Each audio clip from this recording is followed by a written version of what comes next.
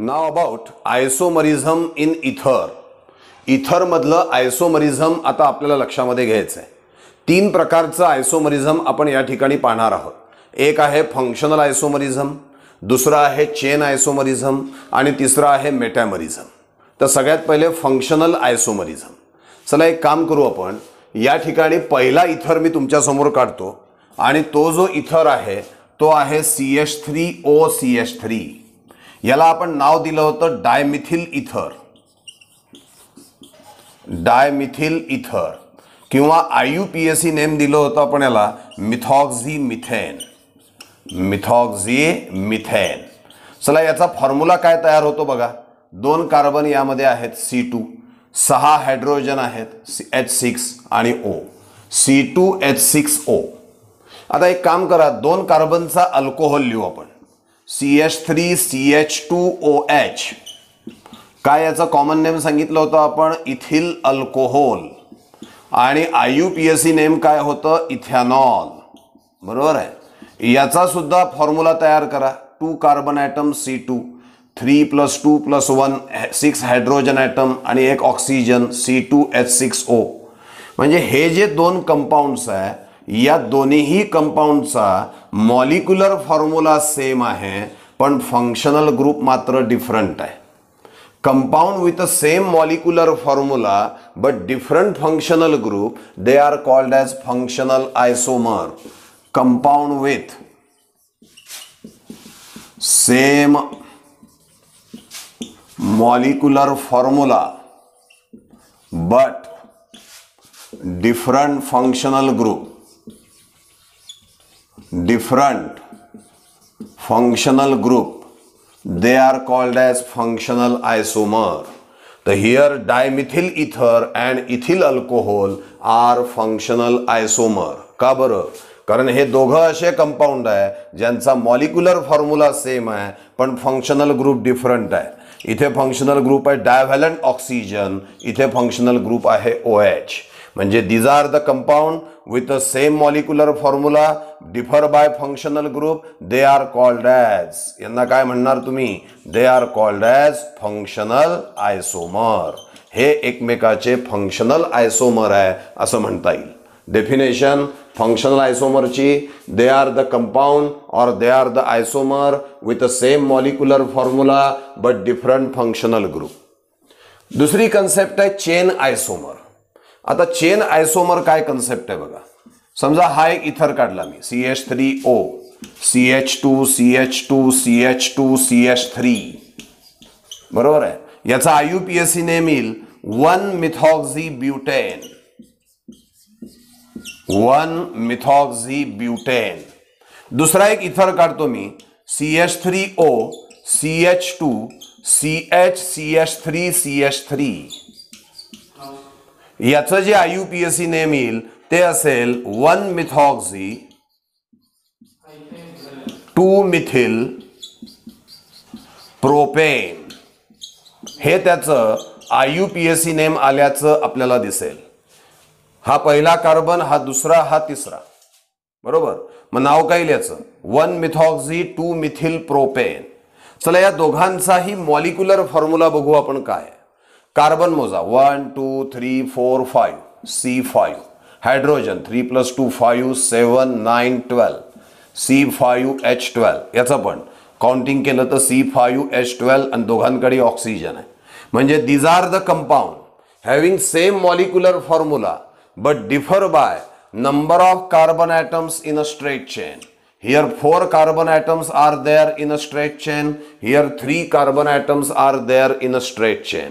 And that's why these two are called as chain isomers. Definition काय सांगाल? Compound with same molecular formula but differ by number of carbon atoms in straight chain. बघा डेफिनेशनकडे लक्ष द्या. कोणाची definition सांगतोय? Chain isomer. They are the compound और they are the isomer with the same molecular formula but differ by number of carbon atoms in a straight chain.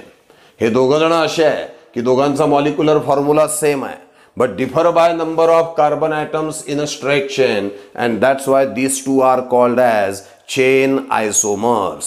त्यांना chain आयसोमर्स असं आपण म्हणू शकतो. एक कन्सेप्ट आहे अजून जी अत्यंत महत्वाची आहे, ती आहे मेटॅमरिझम और मेटॅमर्स. ही कन्सेप्ट आता आपल्याला लक्षामध्ये घ्यायची आहे. सध्याला आपण दोन कन्सेप्ट लक्षामध्ये घेतल्या. त्यातली पहिली जी कन्सेप्ट होती ती होती फंक्शनल आयसोमर, आणि दुसरी जी कन्सेप्ट आपण लक्षामध्ये घेतलेली आहे ती आहे चेन आयसोमर. फंक्शनल आयसोमर मध्ये आपण सांगितलं की they are the compound having same molecular formula but differ by functional group, they are called as functional isomer. Chain isomer मध्ये आपण सांगितलं की they are the compound having same molecular formula but differ by number of carbon atoms in a straight chain, they are called as chain isomer. Now the new concept that is metamerism or metamers. काय मेटॅमरिझम concept लक्षात घ्या. मी दोन इथर तुमच्या समोर मांडणार आहे. पहिला इथर आपण या ठिकाणी घेतला CH3CH2O, CH2CH3, डाय इथिल इथर. काय नाव आहे याचं? डाय इथिल इथर, डाय इथिल इथर. दुसरा घेतला CH3O, CH2CH2CH3. This is methyl N-propyl ether, methyl N-propyl ether. चला या दोघांविषयी काय दिसतंय आपल्याला बघू आपण. दोघांचाही फॉर्म्युला जर का घेतला तर C4H10O आहे. काय दोघांचाही फॉर्म्युला C4H10O. म्हणजे पहिला मुद्दा येईल same molecular formula, same molecular formula.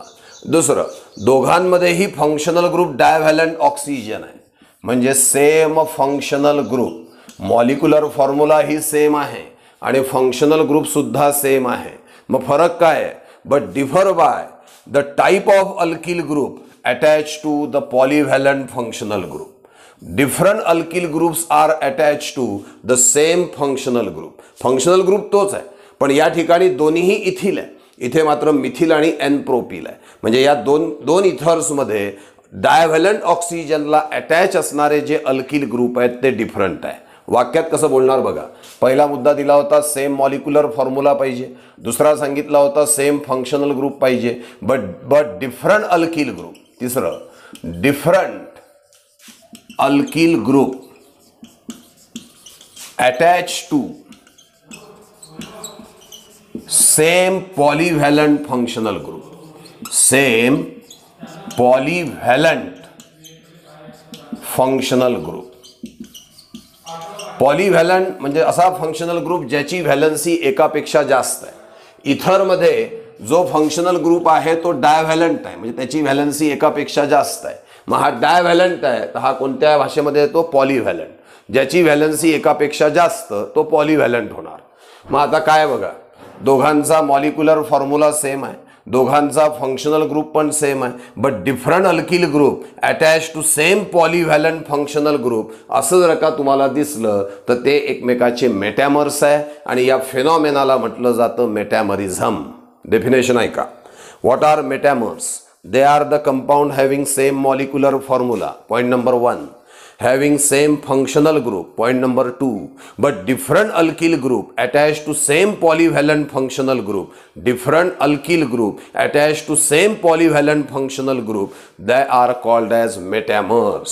या दोघांकडे बघा, दोघांचा मॉलिक्युलर फॉर्म्युला सेम आहे, दोघांचे फंक्शनल ग्रुप सेम आहे, but different alkyl group attach to same polyvalent functional group. या इथरमध्ये जे अल्किल ग्रुप आहेत त्याच्यापेक्षा वेगळे अल्किल ग्रुप या इथरमध्ये तुम्हाला दिसतात. म्हणजेच हे दोघं एकमेकाचे कोण असले पाहिजे? तर मेटॅमर्स असले पाहिजे. This is about the isomerism in इथर.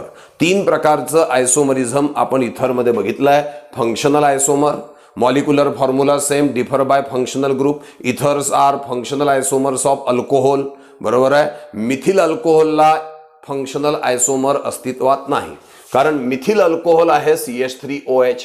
CH3OH म्हणजे किती कार्बनचा आहे? 1. आणि एक कार्बनचा इथर अस्तित्वातच नाही आहे, कारण ROR जेव्हा आपण म्हणतो तेव्हा इथरमध्ये कमीत कमी 2 कार्बन तरी लागतील. इकडे एक कार्बनचा अल्किल ग्रुप, इकडे एक कार्बनचा अल्किल ग्रुप. त्यामुळे हा एक मुद्दा लक्षात घ्या. मिथिल अल्कोहोलला त्याचा इथरल फंक्शनल आयसोमर अस्तित्वात नाही. इथिल अल्कोहोलचा फंक्शनल आयसोमर आहे डायमिथिल इथर, बरोबर आहे की नाही. नंतर घेतला होता chain isomer. Molecular formula same आहे but differ by number of carbon atoms in a straight chain, तो झाला चेन आयसोमर. मेटॅमर आहे, मॉलिक्युलर फॉर्म्युला सेम आहे, फंक्शनल ग्रुप पण सेम आहे but different alkyl group attach to same polyvalent functional group, that is called as metamer and the phenomena is called as metamerism. Now some more definitions of ether. अर्थात पहिली definition already आपण बघितलेली आहे. Alkoxy derivative of alkane is called as ether. Alkane घेतला आपण RH. या अल्केनमधला एक hydrogen item आपण काढला आणि त्याच्याऐवजी अल्कॉक्सी ग्रुप जर का आपण ठेवला तर आपल्याला मिळतो ROR, दॅट इज इथर. काय डेफिनेशन सांगितली आहे? What are ether? Ether are the alkoxy derivative of alkane and can be obtained by replacing the hydrogen atom of alkane by alkoxy group. परत ऐका एकदा. इथर कोण आहेत? इथर अल्कॉक्सी डेरिव्हेटिव्ह ऑफ अल्केन आहे. कसे मिळाले? तर अल्केन मधला हायड्रोजन काढला आणि कोण ठेवला? अल्कॉक्सी ग्रुप. आपल्याला इथर मिळाला आहे. ही ओरिजिनल डेफिनेशन आपण इथरची सांगत असतो. काही ॲडिशनल डेफिनेशन इथरच्या आता आपल्याला समजून घ्यायच्या आहे. दुसरी डेफिनेशन आहे di alkyl derivative of water. Water म्हणजे HOH. चला यातनं आपण एक काम करू. या वॉटरमधले दोन्हीही हायड्रोजन काढू, हा पण आणि हा पण, आणि त्याच्याऐवजी 2 अल्किल ग्रुप ठेवू आपण. मग आपल्याला मिळेल ROR, म्हणजेच कोण मिळाला तुम्हाला? इथर. मग इथरची डेफिनेशन काय येईल? Ethers are the di alkyl derivative of water. Ether कोण आहे? तर di alkyl derivative of water and can be obtained by replacing both the hydrogen atoms of water by alkyl group, that is ether. तिसरी आहे mono alkyl derivative of alcohol. चला alcohol घेतला आपण ROH, this is alcohol. याचं रूपांतर इथरमध्ये कसं होईल? यामध्ये OH मधला हायड्रोजन काढला आणि तिथे अल्किल ग्रुप ठेवला आपण. मग आपल्याला मिळेल ROR. ROR म्हणजेच काय आहे? इथर आहे. काय डेफिनेशन होईल बघा? Ether are the mono alkyl derivative of alcohol. काय म्हटलं? Ether are the mono alkyl derivative of alcohol and can be obtained by replacing the hydrogen atom of alcohol by alkyl group. Alcohol मधला hydrogen काढून alkyl group ठेवला की आपल्याला इथर मिळत असतो. तर ही झाली तिसरी definition, mono alkyl derivative of alcohol. चौथी आहे अनहायड्राइड ऑफ अल्कोहोल किंवा intermolecular dehydration of alcohol. Intermolecular dehydration of alcohol. आता intermolecular dehydration means removal of water. मग आता काय केलं? 2 अल्कोहोल घेतो मी.